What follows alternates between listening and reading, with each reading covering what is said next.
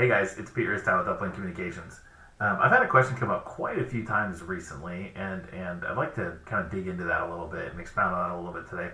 And the question really is texting the right way for you to be talking with your customers?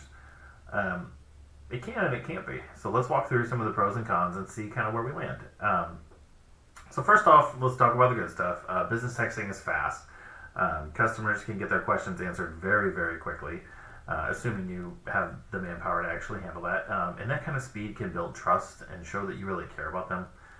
Secondly, it's a convenient way of talking with somebody. I mean, if they already have their phone on them, you might as well reach them where they are, especially if you need to get something answered quickly. Third, texting can be personalized. You can use names, reference past purchases, those kind of things. You can really tailor that conversation to who you're talking to, and that personal touch can go a long way in building relationships. But of course, that kind of leads into my second point. There are some cons associated with this as well.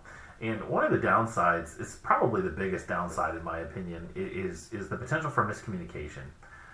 Tone can be really hard to read in a text message, and emojis only go so far in fixing that.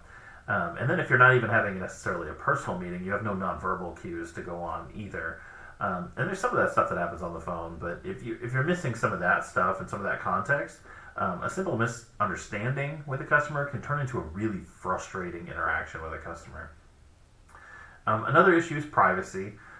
This one is probably another big one. It's kind of out in the news right now too. So not everyone wants their phone buzzing all the time with personal texts. It's really important that you get explicit consent from them to be able to text them, and that you offer opt-out options as well.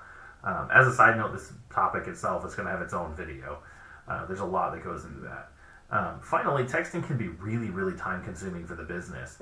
If you're getting bombarded with messages, it can be really tough to keep up with those. And you might need dedicated staff, you might need automation tools. There are a variety of ways to handle that too, but it can create a problem too. Backing up now, back to the original question. Is texting ideal for your business? Is it something that you want to dig into? That depends. So if you do it right, it can be a really fantastic way to connect with your customers. And if you do it wrong, it can create a lot more problems than it solves. So my advice is start small, make sure you get consent, and focus on quality over quantity. Use texting for things like quick updates, appointment reminders, like simple quick requests that can be handled that way. Don't try to replace all of your communication channels with text messages. I've seen people do that too, and it does not end well. So if you have any questions or thoughts on this topic that you wanna discuss with me, you can either shoot me a message, you can leave a comment here, and I would love to talk with you more about it. Thanks. Have a great week.